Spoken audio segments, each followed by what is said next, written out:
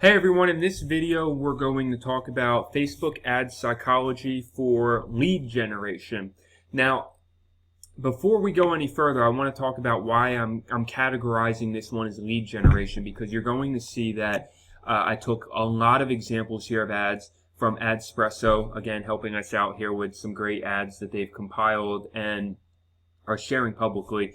But there's from services to digital products to mobile apps to other ideas. And so all of it, though, is really, in my opinion, categorized as lead generation because they're not necessarily going for an upfront sale, right? So in what we've covered already, the real key differentiator here is that in e-commerce, you're going for a sale like right away. That's the whole point of running the e-commerce is you're trying to get those front end sales. Whether it's a very small sale on the front end or a large sale, you're still trying to generate those front end sales. Doesn't matter if it's physical product, information product, whatever it is, right? With small and local business, you're trying to generate foot traffic, or you're trying to generate sales, or you're trying to get somebody to claim some type of offer or coupon to come in and make a purchase. But with lead generation, really what we're looking at is you're not necessarily concerned with making a sale on the front end. You're just trying to capture a lead that you can build a relationship with for your business. All right, so it may be that you're selling a service. It may be that you have some type of digital product. It may be that you have a mobile app, or that you have some type of other thing. And some of this may cross in with other things we've talked about as well. But the whole idea here, the reason that all of these go together is because they're all trying to generate leads. And that is a very specific function within Facebook. And there's a specific psychology with what you're trying to do with a lead generation ad. And really, you want to consider getting a lead as a transaction. All right, it's not a monetary transaction where somebody's giving you money in exchange for a product or service, but it's still a transaction because usually in order for somebody to become a lead, you need to get their email address or their phone number, right? So that's really the primary difference here in the transaction is all of these other things that we talked about, e-commerce, or the running the offers for businesses, smaller local businesses. You're not trying to capture a phone number or an email address most of the time. You are actually just going right out for the sale. Okay, but with this type of lead generation ad, you're trying to capture a lead in the form of their email address or their phone number or something in which you can follow up with them because you know that you're not going to get the sale on the first thing. The whole reason that lead generation even exists is because we know that with certain types of services or products or things that we offer, apps, softwares, people are not going to make a purchase right away. There's got to be multiple points of touch. They've got to have a few conversations or receive a few emails or case studies or ideas of how things work, or get to talk with somebody or have some time to think about it, evaluate the purchase and the decision, like supporting information. Like there's so many different things. So when you get into this multiple point of touch type of business where you want to collect the lead first and then make the sale later, there's a really specific way you want to kind of target those ads and the way that you're making them. So let's look at some examples right here. This first one, these look like there are some travel examples where rated 5-star by TripAdvisor, luxury beach destination. So this is just a page. This is what they're running. Like if you were to click on that, it would take you to them where, you know, they would try to get you as a lead. Here's another one. This is an advising. Learn to grow your business faster and easier with advice from us. So they're advertising their page there to try to get leads into their business. I can't really read what that says there, unfortunately. These are services, though, that we're in. Our client services range from healthcare to human capital. Learn more by clicking here. Man, some of these are too small to read. Page is dedicated to our fellow riders, sponsored pros and motorcycle enthusiasts. Follow our fan page. So like when people like these pages, it's a different type of lead. You're not necessarily collecting an email address or a phone number, but you're collecting a fan.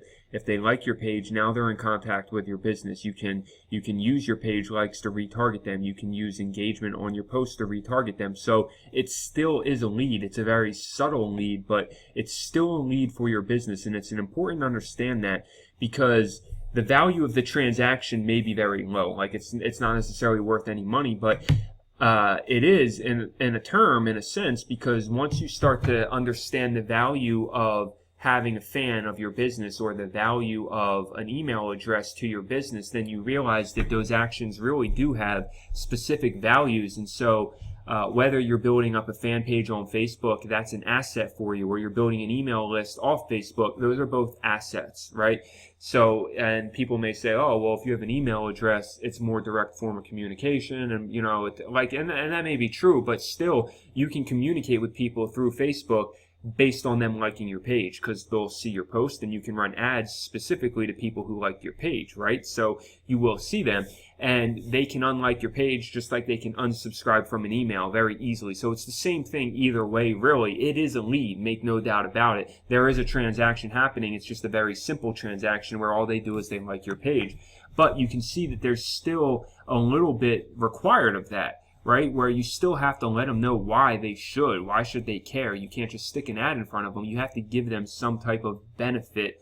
Follow our fan page and learn tips on how to live your life to the best, right? So some type of benefit that is going to make people interested in liking that page so that you can follow up with them in the future. That's what the lead is all about. So here's one for a digital product. The standard for social media analytics, and their advertising start today with social something analytics. So this is trying to capture a lead. It probably takes you to some type of free PDF, handout, guide, whatever it may be, that collects an email address to give you information, right? Here's one. Automatically knows and tracks everything you drink in real time. I don't quite understand this one, how it's a digital service. I guess it's a digital service attached to a physical product or something like that. These are just examples I pulled, not every one of these. So retargeting on Facebook, download the report. Here's one. That's going to help you gather a lead. Download the report. That's what it says. So in order to download the report, you're going to have to enter some type of information and say you're collecting a lead. Free audiobook download, same thing here from Audible. Tells you what it is. But the main thing is with leads, when you're trying to capture a lead, the real psychology here is that you're speaking to an outcome. All right, because if you're capturing a lead, the reason you're capturing a lead is because you want to be able to nurture and follow up with that person, because you understand they're probably not just going to buy from that first interaction, right? That's the entire purpose of having leads. These are called lead magnets. They're magnets to collect the leads, right? You give away something for free, something of value, something entertaining, whatever it may be, of something that's going to help enrich that person's life, either socially or in business or in a goal or an outcome or something they're trying to achieve. And so what you give away should speak to the outcome of whatever your objective is, right? And so it's a way to get them in the door. This free report that they're giving out is a way to get them in the door for their service, right? So advertise smarter is their outcome. That's their call out here. Advertise smarter, retarget on social. That way they know people who look at this, marketers, entrepreneurs who look at this and are in advertising are going to want to know, advertise smarter. Okay, so they're going to give me a way that I can advertise smarter by retargeting on social if I download this report. And then, of course, that's going to be a foot into the door for what they actually offer as a service, where AdRoll is basically a managed retargeting platform for Facebook where you pay them a lot of money and they do your retargeting for you, right? So that is the idea there of a lead, that you're speaking to the outcome somebody wants and giving them one small piece in the beginning just to get them that first point of touch, right? It's that first, it's a handshake. It's just an initial greeting. You're not going out to dinner or a big event, a big commitment. It's just a very small, tiny commitment, tiny transaction to get them in the door, to get that handshake, to introduce yourself and your company, give some value, show them what you're about, get them interested in possibly wanting to do business with you, because you know your audience, you know their problem, you know what you're offering. This is really kind of the problem solution when you're capturing leads, is you have to have something that makes them want to be a lead, right? Like, people aren't dumb. They know what's happening here. They know if you download the report with an email address, you're going to be sending emails. So you better give them something that makes them want to download that report and also receive emails from you in the future. Same thing with a Facebook page. If they like your Facebook page, right? If they come here, like our page for Lifestyles for the Best, well, you better then actually deliver some really cool stuff based on lifestyles, or else you're going to lose all those people quickly, right? So that's the idea there. Another example, similar web. Find new keywords from your competition. So like, that's their main call out. Try similar web for free. So that's a way to get in front of people. That's a lead. Bring them in for free and let them test it out and try it out. And now they're a lead we can follow up with after they've seen what we're all about. Used here again, try for free. So that's a very popular, the trial version, try for free type of thing, is a very popular way to capture leads. The download this is a very popular way to capture leads. Just running like campaigns for your Facebook page is a way that you can capture leads because of how we talked, although maybe one of the lower effective ones. Here's a few that we're looking at on here. Activity Monitor. I can't even see these. This is an insurance one. I've seen that before. You click to see if you can get a better insurance rate, and they ask you for your email address to see the final coverage price, which then they can follow up with you if you don't take action after that, right? This is something here. I can't tell what that is about ROI. It looks like B2B services. New York Times running one as a subscriber. Look at how they word this. Look at how clever this is. This is copy 101. They start with pre-framing the intention as a subscriber, basically already pre-framing the fact that you're going to click and become a subscriber. As a subscriber, you'll benefit. Okay, they're not coming out and saying subscribe to New York Times because we're awesome, we're a renowned, but no. As a subscriber, you'll benefit from the global insights. All right, so they're wording it in a way to make it about you. You're going to benefit from global insights based on what we do. And then you can see here, sale extended, 8 weeks free, save on international, learn more. So you'll sign up as a subscriber to get access to this 8 weeks for free deal. And then hopefully they'll want to close you after that and have you become a paying customer, right? Now we're into mobile apps. These are just more examples. Fanatic app finds top-rated sports. I can't even read some of these smaller ones, but apps are generally like 24/7 access. This is another Fanatics one. This looks like some type of I don't know. But regardless of what the app is, whatever the software is, you can see the ideas are kind of the same.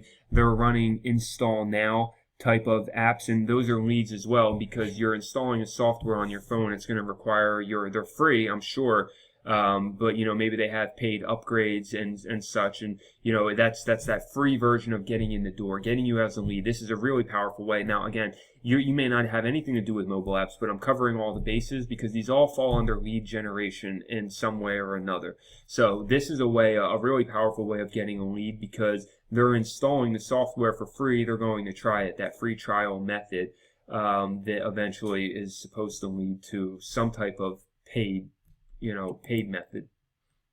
Same thing here. Here's Zappos Mobile, giving you a benefit of free next business day shipping whenever you sign up, right? So they're giving you a benefit and a reason to sign up. This win $1,000 cash.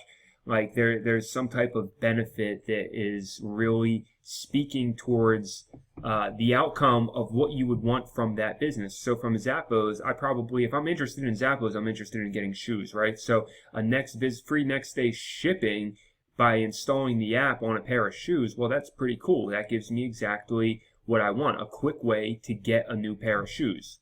and a cheaper way. Blanket. Learn something every day. Read the key lessons from notification books in 15 minutes or less. So again, a smarter way, a smarter you is only 15 minutes away. That's clever.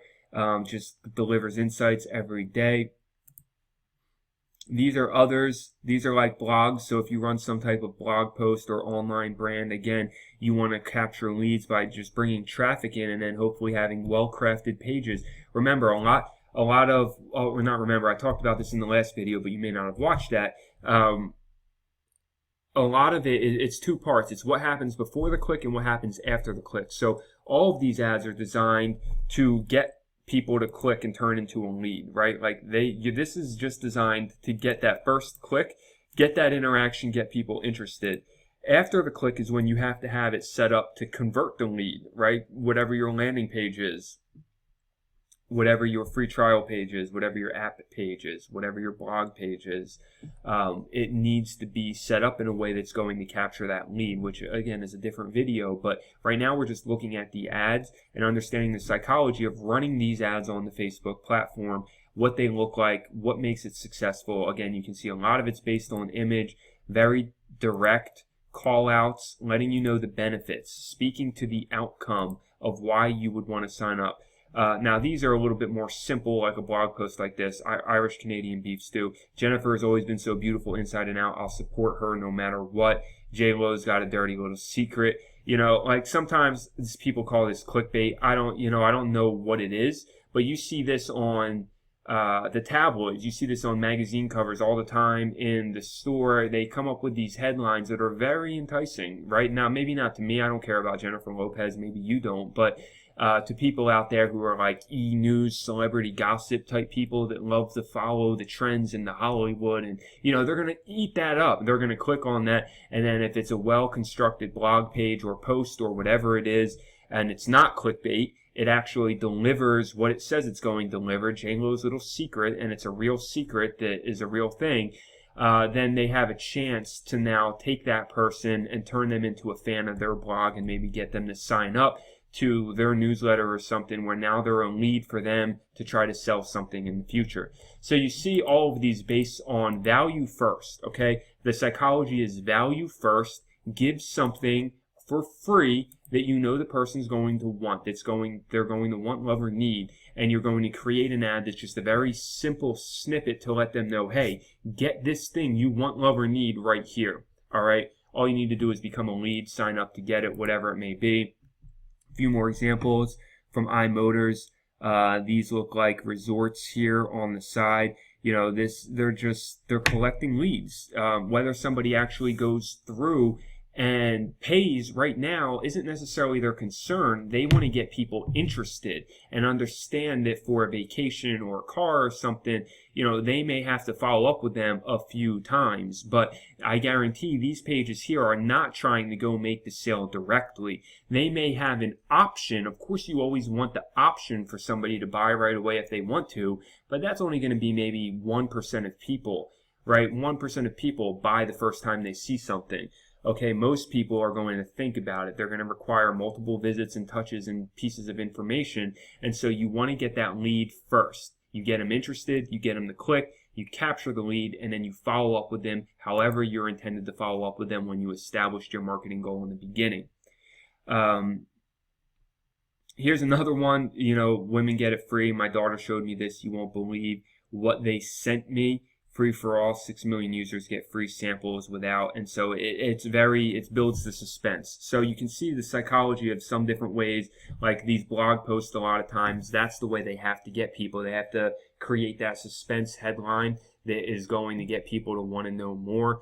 But it all has to come down again to your goal and your audience. That is the message you want to create based on the outcome that you are trying to get people. So if your outcome here is just to give them a really entertaining secret or blog post and then hopefully get them as a subscriber, then that's cool. That's what you do. If your outcome is to try to get them onto some type of subscription or service that you provide, then you're going to give them some type of sample or free value up front to get them in as a lead, and then try to convert them later down the process. So that's the psychology really when it comes to trying to generate leads. There's multiple ways to do this, as you saw, starting with just trying to collect Facebook page likes that you can use then to build an audience and market to. Facebook has lead generation ads, which look like, let's go into the Creative Hub. Lead generation ads.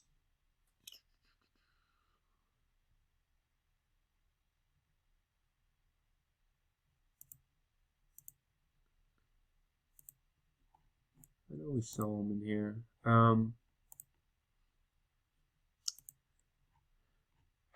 These are lead generation ads kind of here when you go in, and then they can interact with your ad, and it can turn into actually capturing a lead right on there. So you can see all this information, and this is like all within the Facebook platform. It's just a way that you can do it, and then they can, you know, stretch your potential. They can sign up as a lead. So there's ways you can do it like directly within Facebook to create lead ads, and we'll talk about that in the future. Or you can send them to a landing page with a funnel you've built with like ClickFunnels or something, which I'm going to talk about.